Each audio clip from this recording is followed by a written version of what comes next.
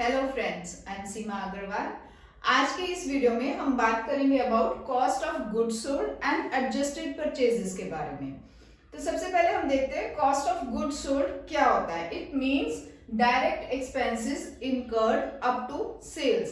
That means जितने की goods company ने सेल की हैं उसके ऊपर उसकी कितनी कॉस्ट पड़ी है, that is known as cost of goods sold. तो इसे निकालने के लिए हमारा फॉर्मूला होता है COGS is equal to opening stock plus net purchases plus direct expenses less closing stock. इसे या तो हम इस तरीके से निकाल सकते हैं या फिर सेल्स में से हम ग्रॉस प्रॉफिट को अगर लेस करेंगे तब भी हमें COGS मिल जाएगा। इसी से रिलेटेड हम एक दो एग्जाम्पल्स करके अब हमारा क्वेश्चन कहता है calculate GP when total purchases during the year are ₹8 lakh, return outward ₹20,000, direct expenses ₹60,000 and 2/3 of the goods are sold for ₹6,10,000। That means जो गुड्स सेल की गई हैं वो सिर्फ 2/3 ही की गई हैं। तो सबसे पहले हम निकालते हैं हमारा COGS। अब क्योंकि इसमें ओपनिंग और क्लोजिंग स्टॉक हमें नहीं दिया हुआ है तो हम सिर्फ परचेजेस और डायरेक्ट एक्सपेंसेस से COGS निकालेंगे। परचेजेस हमारी होती हैं net purchases plus direct expenses. तो नेट परचेजेस हमें कैसे निकालेंगे, total purchases that is 8 lakh minus return outward purchase returns 20,000, तो ये हमारी निकल जाएगी नेट परचेजेस।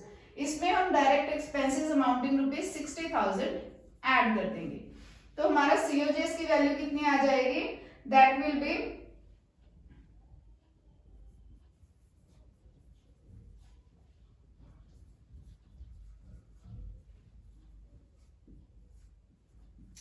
₹8,40,000। तो हमारे COGS आया 8,40,000 पर अब हमारी गुड्स जो है सारी की सारी गुड्स सेल नहीं की गई हैं, ओनली 2/3 आर सोल्ड। तो हम COGS का भी 2/3 ऑफ COGS निकालेंगे, दैट इज 8,40,000 इंटू 2/3,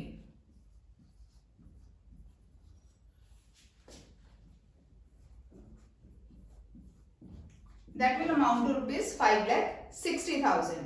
और हमारी 2/3 ऑफ द गुड्स जो सेल की हुई है वो कितनी अमाउंट है, दैट इज 6,10,000। अब जो हमने 2/3 गुड्स सेल की थी उनकी अमाउंट है 6,10,000 और कॉस्ट उस पे आई है हमारी 5,60,000 की।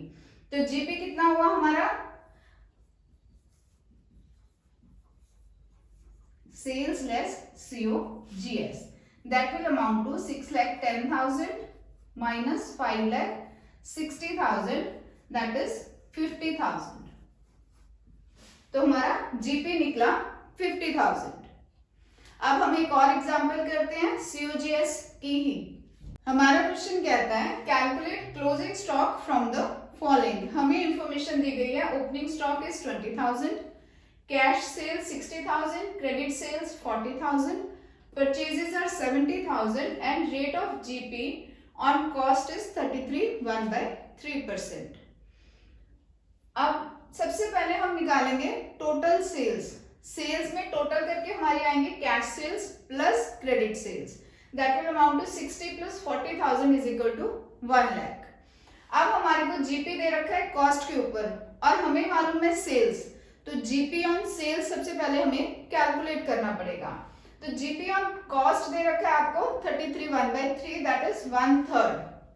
तो जीपी ऑन सेल्स कैसे निकालेंगे हम, 33/1/3 divide by 133/1/3, that will amount to 1/4।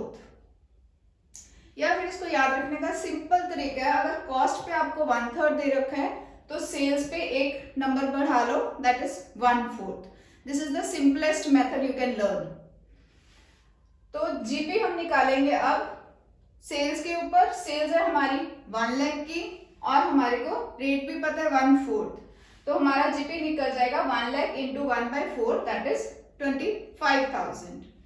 अब COGS का हमारा फॉर्मूला क्या होता है, सेल्स माइनस जीपी तो सेल्स है हमारी 1 लाख की, जीपी हमने निकाला 25,000 का, तो हमारा सीओजीएस निकल जाता है 75,000 का। सेकेंड फॉर्मूला ऑफ सीओजीएस कहता है कैसे निकाल सकते हैं हम, opening stock plus purchases plus direct expenses जो हमें नहीं दिए हुए हैं लेस क्लोजिंग स्टॉक। तो सीओजीएस अब हमें मालूम है 75,000 का, ओपनिंग स्टॉक हमारे को गिवन है 20,000 का, परचेजेस हमें गिवन है 70,000 की, क्लोजिंग स्टॉक हमें निकालना है। तो हम सारी वैल्यूज पुट अप कर देंगे और क्लोजिंग स्टॉक हमारा निकलेगा 20,000 plus 70,000 minus 75,000 is equal to 15,000।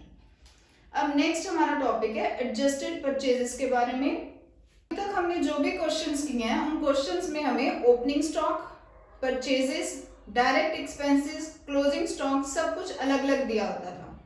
But कई बार आपके क्वेश्चन में एक टर्म आ जाती है दैट इज एडजस्टेड परचेजेस। अब ये क्या होती है, ये वो परचेजेस हैं जिनमें opening stock and closing stock और ऑलरेडी एडजस्टेड। तो एडजस्टेड परचेजेस हमारी होती हैं opening stock plus net purchases less closing stock. That means adjusted purchases में ओपनिंग और क्लोजिंग स्टॉक ऑलरेडी एडजस्टेड है परचेजेस में ही। ठीक है, तो जब भी आपको एडजस्टेड परचेजेस क्वेश्चन में दिया होगा तब उस केस में ध्यान रखने के एडजस्टेड परचेजेस ही सिर्फ हम ट्रेडिंग अकाउंट में शो करेंगे और ओपनिंग और क्लोजिंग स्टॉक को कभी भी शो नहीं करेंगे इन द ट्रेडिंग अकाउंट, क्योंकि वो ऑलरेडी एडजस्टेड है अगेंस्ट परचेजेस। तो ओपनिंग और क्लोजिंग स्टॉक अगर हमें एडजस्टेड परचेजेस दी हुई हैं तो ट्रेडिंग अकाउंट में अपीयर नहीं करेंगी और क्लोजिंग स्टॉक हमारा शो किया जाएगा on the asset side of the balance sheet only. अब इसी से रिलेटेड हम एक एग्जांपल करके देखते हैं। हमारा क्वेश्चन कहता है prepare the trading account when adjusted purchases are 11 lakh, sales 12,50,000, freight inward ₹6,000, wages 14,000, freight outward 5,000, closing stock is 1 lakh। तो सबसे पहले हम ट्रेडिंग अकाउंट का फॉर्मेट बनाएंगे। अब हमने ये देखना है कि इनमें से कौन कौन सी आइटम्स हमारी ट्रेडिंग अकाउंट में आती हैं। तो सबसे पहले हम लिखेंगे एडजस्टेड परचेजेस। तो हमारी एडजस्टेड परचेजेस हैं 11 lakh, then sales 12,50,000, that will be on the credit side,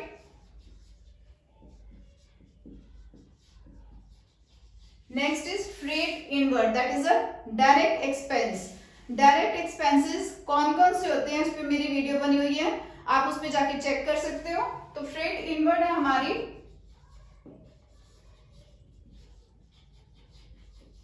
6,000,